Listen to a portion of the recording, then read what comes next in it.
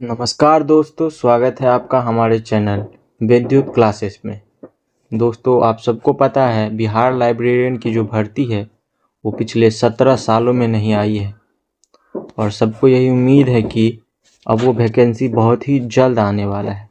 और उसी के मुद्दे नज़र मैं आज लेकर आया हूँ 20 क्वेश्चन के PYQ सीरीज में, जो आपके लिए बहुत ही महत्वपूर्ण है। दोस्तों, मैं बता दूं कि मैं भी एक लाइब्रेरियन छात्र हूं और मैंने रेगुलर बेसिस पर लाइब्रेरियन की डिग्री प्राप्त की है और मैंने इसे बहुत बारीकी से पढ़ा है। एक लाइब्रेरियन के छात्र होने के नाते मैं आज आप लोगों से यह बताना चाहूँगा कि यह सब्जेक्ट इतना भी आसान नहीं है। अगर आपको सिलेक्शन लेना है तो इसे डीपली पढ़ना पड़ेगा। फिलहाल मैं 20 क्वेश्चन का सीरीज करवा रहा हूँ, आप लोग इन्हें ध्यान से देखें और अपने स्टडी नोट पर ज़रूर लिखें। तो आज का हमारा पहला क्वेश्चन है, पुस्तकालय विज्ञान के 5 सूत्र किसने प्रतिपादित किए। ये क्वेश्चन बहुत ही आसान है और शायद आप लोगों में से सबको पता होगा। इसका आंसर होगा डॉक्टर SR रंगनाथन। दोस्तों, SR रंगनाथन जो थे हमारे पुस्तकालय विज्ञान के जनक कहे जाते हैं भारत में। चलिए मैं आपको इसके 5 नियम को दिखाता हूँ। तो ये है हमारे SR रंगनाथन के द्वारा दिए गए 5। पहला नियम है पुस्तक उपयोग के लिए है और दूसरा नियम है हर पाठक को उसकी पुस्तक मिले। जब तक लाइब्रेरी में बुक रखी भी रहती है उसका कोई वैल्यू नहीं होता है, इसलिए उनका कहना है कि पुस्तकालय में जो भी बुक है वो सब पाठकों के लिए है, हर पाठक को उसकी पुस्तक मिले। और तीसरा नियम इसी से मिलता जुलता है, हर पुस्तक को उसका पाठक मिले, क्योंकि जिस तरह पुस्तक को पाठक चाहिए उसी तरह पाठक को भी पुस्तक चाहिए। तो हर पुस्तक को उसका पाठक चाहिए। पाठक का समय बचाओ, यह नियम पाठक के समय बचाने के लिए ही पारित किया गया है। पुस्तकालय एक विकसित होने वाला जीव है। अगला क्वेश्चन है हमारा, DDC का प्रथम संस्करण कब प्रकाशित हुआ था।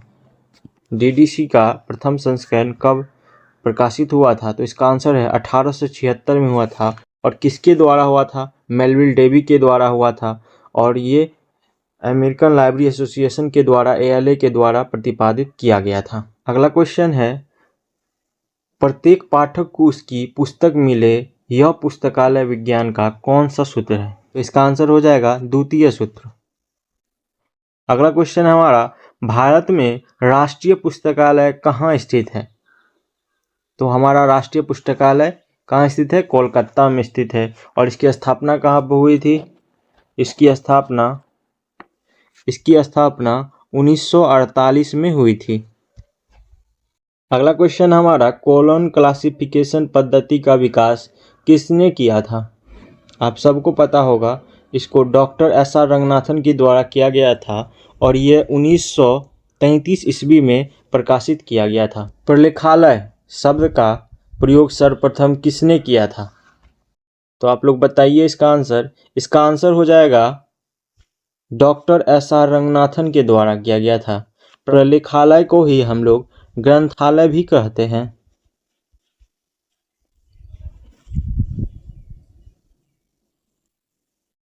ग्रंथालय ही कहते हैं और इसको डॉक्टर SR रंगनाथन के द्वारा ही प्रकाशित किया गया था। अगला क्वेश्चन हमारा, इफ्ला का पूर्ण रूप क्या है?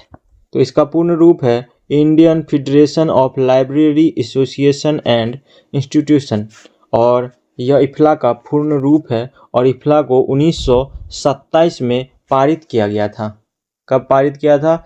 1927 में। और इसको कहाँ किया था? स्कॉटलैंड में पारित किया गया था।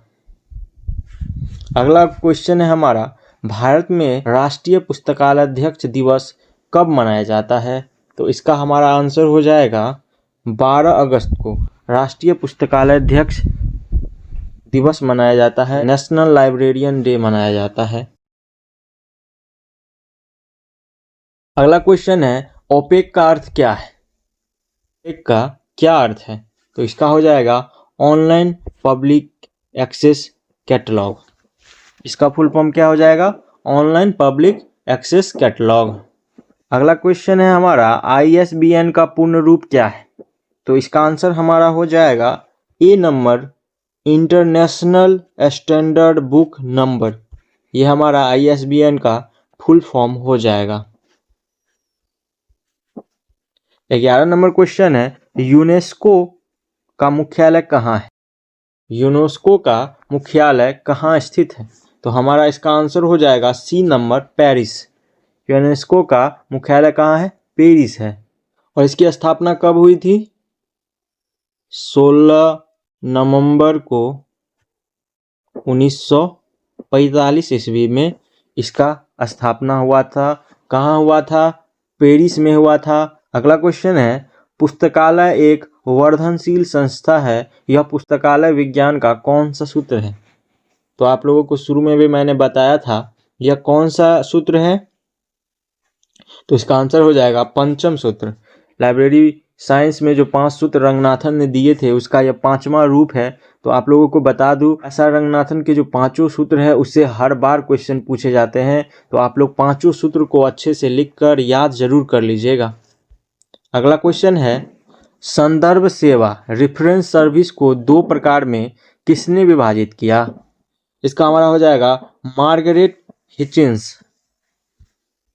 अगला क्वेश्चन है हमारा AACR 2 का पूर्ण रूप क्या है? AACR का फुल फॉर्म क्या होता है? तो इसका आंसर हमारा होगा Anglo American cataloguing rule second edition.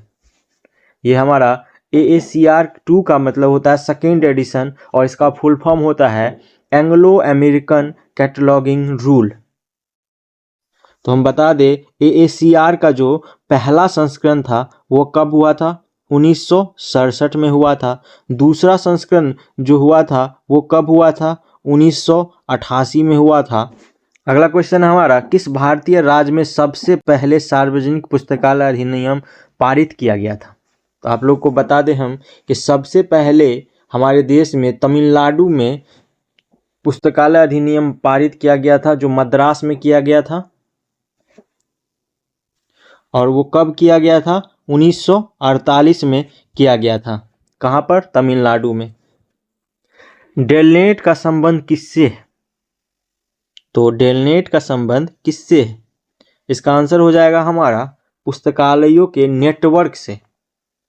किससे हो जाएगा? पुस्तकालय के नेटवर्क से।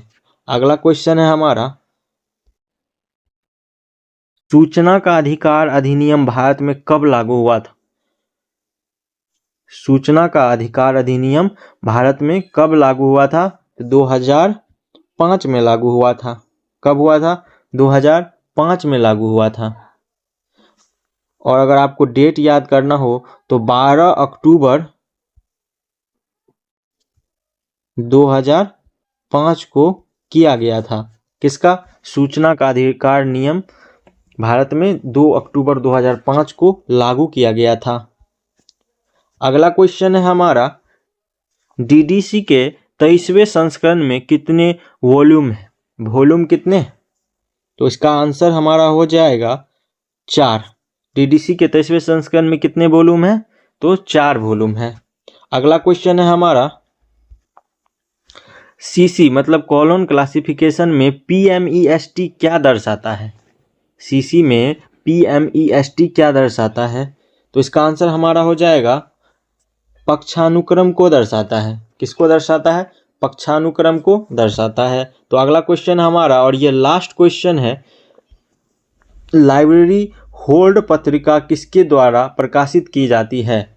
तो इसका आंसर हमारा हो जाएगा C, DLA Delhi library association के द्वारा पत्रिका को क्या किया जाता है? प्रकाशित किया जाता है।